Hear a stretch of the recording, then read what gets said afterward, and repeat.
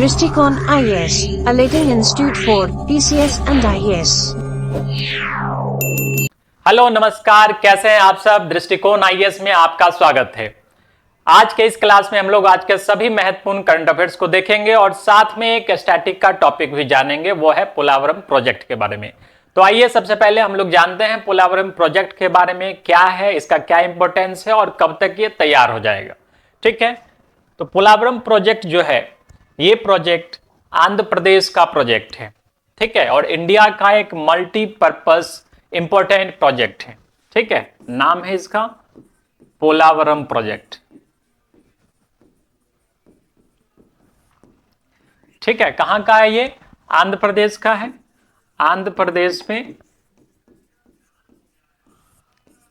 Eluru district है और वहां पे ये प्रोजेक्ट है। ठीक है, वहां का ये डैम है। ठीक है, कैसा है ये? मल्टीपर्पज। मल्टीपर्पज कहने का मतलब है क्या क्या हो सकता है। तो जैसे नॉर्मल जो डैम होता है, जैसे हाइड्रो इलेक्ट्रिसिटी पहला जो इसका आउटकम होगा।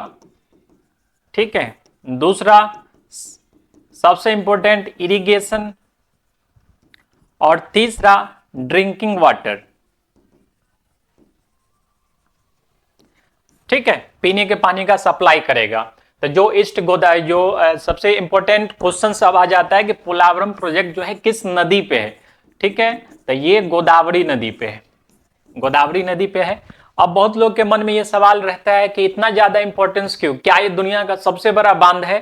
तो नहीं, अगर वाटर डिस्चार्ज के लेवल से देखा जाए कि कितने पानी को ये संचित रखने की क्षमता है, कितने पानी को एक बार में छोड़ने की क्षमता, अगर उस हिसाब से देखा जाए तो चाइना का जो 3 जॉर्ज जो डैम है, उसमें 47 लाख क्यूसेक पानी को एक बार में डिस्चार्ज करने की क्षमता है, जबकि पोलावरम प्रोजेक्ट में जो है 50 लाख क्यूसेक पानी को एक बार में डिस्चार्ज करने की क्षमता है, जो इसे अपने आप में एक महत्वपूर्ण बनाता है। तो जो गोदावरी का जो रीजन है, ईस्ट गोदावरी, वेस्ट गोदावरी और कृष्णा डिस्ट्रिक्ट, ठीक है, तो इन सब इलाकों में इरिगेशन के साथ साथ सेफ ड्रिंकिंग वाटर को भी सप्लाई किया जाएगा पोलावरम प्रोजेक्ट के सहारे। ठीक है, इसकी शुरुआत 2004 में ही हो गई थी, लेकिन जो है बहुत सारे जो है गवर्नमेंट बदली, बहुत सारे रिट्स दायर किए गए, क्योंकि आप जानते हैं कि कोई भी जो नया कंस्ट्रक्शन का चीज होता है, जैसे ये डैम भी बनेगा, ठीक है, जो निर्माणाधीन है, तो उसके आसपास के क्षेत्र में लोग प्रभावित होंगे। अब कई जमीनें भी प्रभावित हो रही है, कई घर भी प्रभावित हो रहे हैं, तो सबको जो है एक उचित स्थान पे रखना है, सबको शिफ्ट करना है। तो एक लंबा प्रोजेक्ट है। तो गवर्नमेंट ने जो इसकी डेडलाइन रखी है कि 2026 तक जो है पोलावरम प्रोजेक्ट को कंप्लीट कर लिया जाएगा। ठीक है, तो क्लियर है पोलावरम प्रोजेक्ट कहां है? आंध्र प्रदेश में है। किस नदी पे है? गोदावरी नदी पे है। मल्टीपर्पज है, hydro electricity, irrigation, drinking water, इस सब के लिए है। तो गोदावरी के इलाके में सेफ ड्रिंकिंग वाटर पहुंचाना। ठीक है, आंध्र प्रदेश में इरिगेशन की समस्या को खत्म करना। अभी वर्तमान में जो वहां के सीएम है, सीएम कौन है आंध्र प्रदेश के? चंद्रबाबू नायडू। ठीक है, चंद्रबाबू नायडू। और भी कई सारी बातें, अभी 2 दिन पहले उन्होंने प्रेस कॉन्फ्रेंस किया था इसी प्रोजेक्ट के रिगार्डिंग, और उन्होंने अपनी डेडलाइंस बता दी कि 2026 तक जो है ये पोलावरम प्रोजेक्ट कंप्लीट हो जाएगा। और जब ये प्रोजेक्ट कंप्लीट हो जाएगा, ये आंध्र प्रदेश के लिए बहुत ही ऐतिहासिक क्षण होगा, क्योंकि बहुत बड़ा प्रोजेक्ट है और इससे काफी ज्यादा लाभ मिलने की उम्मीद है। ठीक है, तो पोलावरम प्रोजेक्ट के बारे में शॉर्ट में इतना ही है। ठीक है, इसका जो पीडीएफ होगा आप टेलीग्राम चैनल से डाउनलोड कर सकते हैं। आइए हम लोग चलते हैं आज के महत्वपूर्ण करंट अफेयर पे।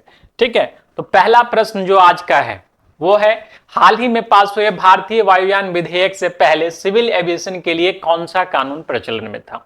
ठीक है, तो अभी रिसेंटली जो है एक भारतीय वायुयान विधेयक पारित हुआ है। ठीक है, भारतीय वायुयान विधेयक पारित हुआ है। इसको जो है राष्ट्रपति महोदया भी साइन कर चुकी है। ठीक है, राष्ट्रपति जी भी साइन कर चुके हैं। जो प्रोसीजर होता है लोकसभा, राज्यसभा, फिर राष्ट्रपति जी से भी साइन हो गया है। तो पहले कौन सा कानून चलता था? अगर सिविल ये वायुयान विधेयक अभी पेश हो रहा है, तो पहले चलता था एयरक्राफ्ट एक्ट 1934। ठीक है, कौन सा कानून चलता था? Aircraft act 1934। अब 1934 कहने से ही आप समझ गए होंगे कि क्या ड्रॉबैक्स रही होंगी। तो पहला तो ये कॉलोनियल टाइप का कानून था। ठीक है, अंग्रेजों के बनाए गए जमाने का जो है कानून था। सब कुछ चेंज हो रहा है, मगर उसी कानून को हम लोग ढो रहे थे। दूसरा कि उस टाइम में जो चीजें थी, आज के टाइम में हम लोग काफी ज्यादा डेवलप्ड हो चुके हैं, ड्रोन्स वगैरह आ चुके हैं, जो छोटे छोटे फ्लाइंग ऑब्जेक्ट्स हैं वो आ चुके हैं, ठीक है। जो कम दूरी के वायुयान है, जो एयर व्हीकल्स हैं वो भी लॉन्च हो रहे हैं। तो निश्चित है कि आने वाले समय में हम लोग को इस सब के प्रति गाइडलाइंस जो है जारी करने का जो है जरूरत पड़ता, और इसलिए जो है भारतीय वायुयान विधेयक को पेश किया गया, पास करवाया गया और कानून बनाया गया, ठीक है। तो इसमें सभी चीजों के लिए गाइडलाइंस जारी किए गए, ठीक है। तो पहले कौन सा कानून था? एयरक्राफ्ट एक्ट 1934 को हटा करके भारतीय वायुयान विधेयक जो है पास करवाया गया, कानून बन चुका है ये, ठीक है। चलिए अगला देखते हैं। भारत किस वर्ष तक शुद्ध शून्य उत्सर्जन तीव्रता लक्ष्य के अनुरूप इस्पात के क्षेत्र को डीकार्बोनाइज करने के लिए प्रतिबद्ध है? देखिए, जो स्टील की फैक्ट्री होती है उसमें सबसे ज्यादा जो है कार्बन का उत्सर्जन होता है, ठीक है। स्टील फैक्ट्री वगैरह में सबसे ज्यादा कार्बन का उत्सर्जन होता है, कार्बन इमिशन बहुत ज्यादा होता है वहां पे। इसलिए सभी देशों के पास जो है अपना अपना गाइडलाइंस है कि किस तरह से हम लोग जो है यहाँ के उत्सर्जन को डीकार्बोनाइज करें। डीकार्बोनाइज का मतलब कार्बन उत्सर्जन को कम करना। तो भारत में भी जो है इसको 2070 तक जो है ये कहा गया है कि 2070 तक जो है हम लोग क्या करेंगे, डीकार्बोनाइज कर देंगे इस इंडस्ट्रीज को, ठीक है। और इसी के मद्देनजर जो है ग्रीन टैक्सोनॉमी भी बनाई गई है, ठीक है। जो स्टील फैक्ट्री है हमारे यहाँ भारत में, जो स्टील फैक्ट्री है उसको कैटेगराइज किया जा रहा है, वर्गीकृत किया जा रहा है कि कहाँ पे कितना ज्यादा इमिशन है और उसको रोकने के लिए क्या किया जा सकता है, ठीक है। तो ये सब चीज किया जा रहा है। तो आंसर हो जाएगा 2070 तक जो है हम लोग क्या करेंगे, इस इंडस्ट्रीज को कंप्लीटली डीकार्बोनाइज करेंगे, ठीक है। अभी वर्तमान में जो स्टील इंडस्ट्रीज है, हैवी इंडस्ट्रीज के जो मंत्री हैं वो एच.डी. कुमारस्वामी है, ठीक है। चलिए अगला प्रश्न देखते हैं। हाल ही में सरकार ने किस रोग को सूचित रोग की श्रेणी में डालने का प्रस्ताव रखा है? ठीक है, सूचित रोग का मतलब है, नाम से ही स्पष्ट है, नोटिफाइबल डिजीज का मतलब है कि जिस डिजीज के उपचार से, ठीक है, अगर कोई पेशेंट वगैरह आता है तो डॉक्टर को ये चीज इन्फॉर्म करनी पड़ती है, ठीक है। सेंट्रल जो गाइडलाइंस है उसके अनुसार डॉक्टर्स को अपने हेड को इन्फॉर्म करना पड़ता है कि इस तरह का डिजीज है, ये आया है, ठीक है। तो ये जो अभी हाल ही में किया गया सूचित रोग बनाने की मांग, तो स्नेक बाइट को लेकर के, ठीक है, किसको लेकर के, सर्पदंश को लेकर के, सांप, ठीक है, सर्पदंश, सांप के काटने का जो प्रॉब्लम है उसको सूचित रोग की श्रेणी में डालने का प्रस्ताव रखा गया सेंट्रल गवर्नमेंट के द्वारा। पास हो जाता है, अगर ये सभी डॉक्टर्स मान लेते हैं और मान ही लेंगे, सेंट्रल गवर्नमेंट का आदेश है, तो कोई भी अगर उपचार कराने आता है तो उसका जो स्नेक का कैटेगरीज है, किस हिसाब से वो डिजीज है, इस सब के बारे में जानकारी रखनी होगी और अपने सीनियर्स को देनी होगी, ठीक है, चाहे वो प्राइवेट हॉस्पिटल में इलाज करवा रहा है या पब्लिक हॉस्पिटल में इलाज करवा रहा है, ठीक है। तो भारत में लगभग हर साल 60,000 के आसपास लोगों की मृत्यु होती है स्नेक बाइट के कारण, ठीक है। और सभी जो सांप होते हैं वो विषैले नहीं होते हैं। लगभग भारत में 300 के लगभग स्पेसीज पाई जाती है, जिसमें से 60 से 66 स्पेसीज ही जो है ये विषैले होते हैं, और कुछ ऐसे भी सांप हैं जिनके जो विष हैं वो मेडिकल पर्पस के लिए भी यूज किए जाते हैं, ठीक है। तो इसलिए जो है सेंट्रल गवर्नमेंट की तरफ से इसको सूचित रोग की श्रेणी में डालने का प्रस्ताव रखा गया है, किसको, स्नेक बाइट को, सर्पदंश को, ठीक है। चलिए अगला देखते हैं।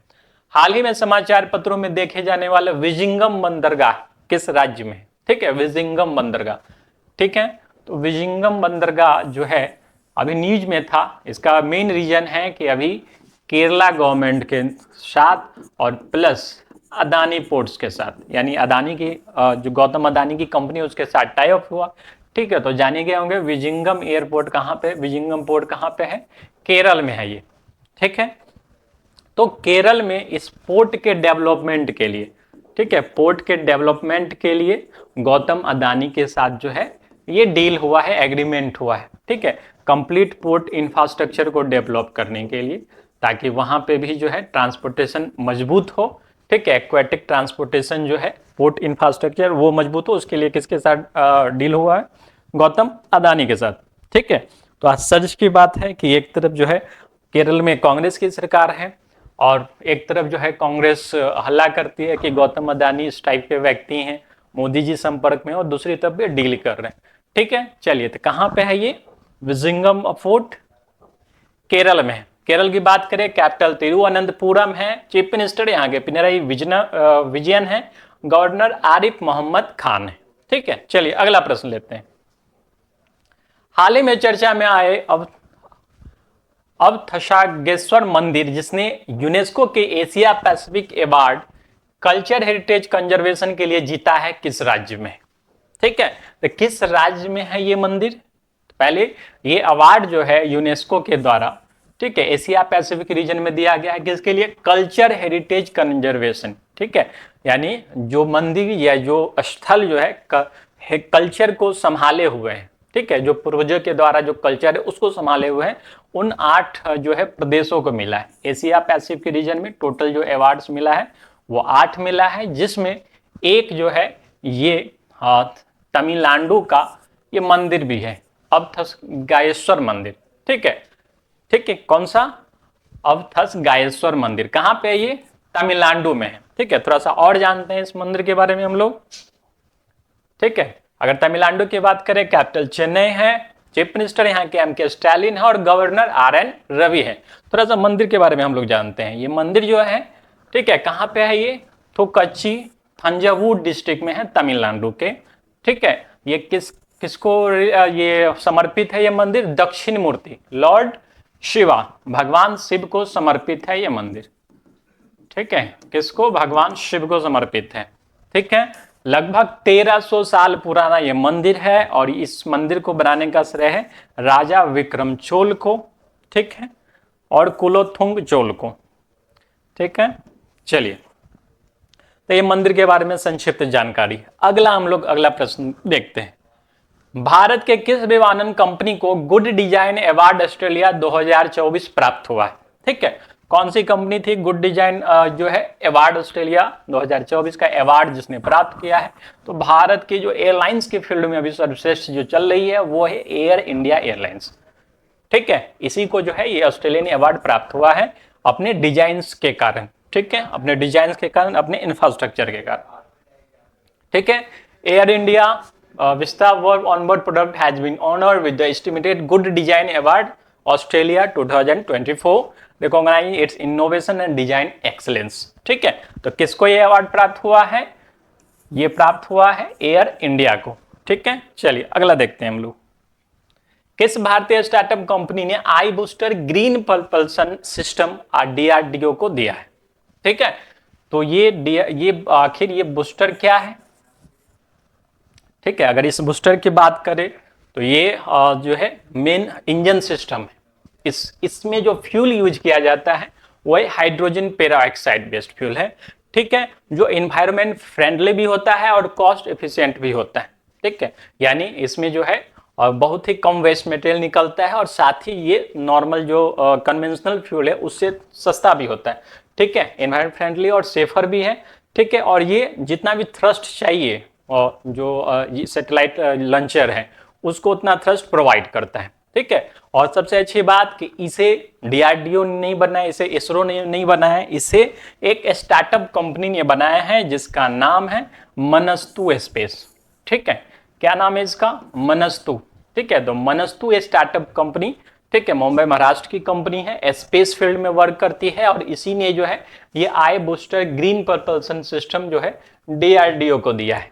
ठीक है, तो इसका जो मेन यूज है वो सैटेलाइट को ऑर्बिट डीऑर्बिट करने में यूज किया जाता है, उसका ऑर्बिट को जो है बढ़ाने में, ठीक है, एक्सटेंड करना है, उसके लिए यूज किया जाता है। तो 500-600 किलो का जो सैटेलाइट है उस समय जो है इसका यूज किया जा सकता है। ठीक है, चलिए अगला प्रश्न देखते हैं हम लोग। किस राज्य या केंद्र शासित प्रदेश में खेलो इंडिया विंटर गेम्स 2025 का आयोजन किया जाना तय है?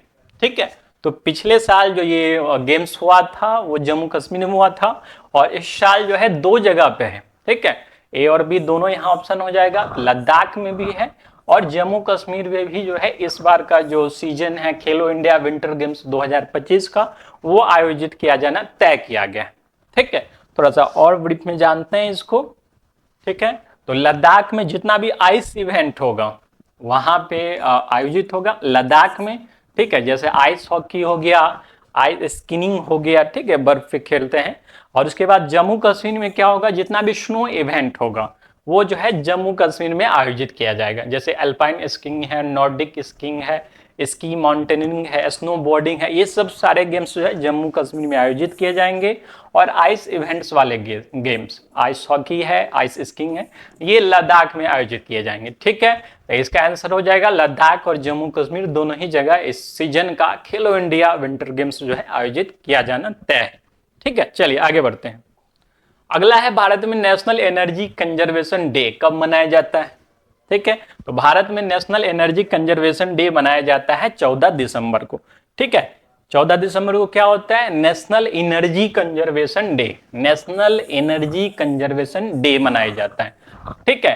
तो इस दिन क्या है, इस दिन सभी स्कूलों में जो है प्रचार किया जाता है, नेशनल इंटरनेशनल लेवल पे प्रचार किया जाता है कि एनर्जी को किस तरह से कंजर्व कर सकते हैं, संरक्षित कर सकते हैं। और खासकर युवा पीढ़ी को चाहिए कि अपने से जो सीनियर्स है उनको भी और अपने से जूनियर्स है उनको भी जो है एनर्जी को कंजर्व करने के लिए प्रेरित करे और खुद भी एनर्जी कंजर्वेशन में लगे, ताकि आने वाली पीढ़ियों को जो है एनर्जी प्राप्त हो सके, ठीक है। चलिए, तो 14 दिसंबर को नेशनल एनर्जी कंजर्वेशन डे जो है मनाया जाता है, ठीक है, ऊर्जा संरक्षण के लिए।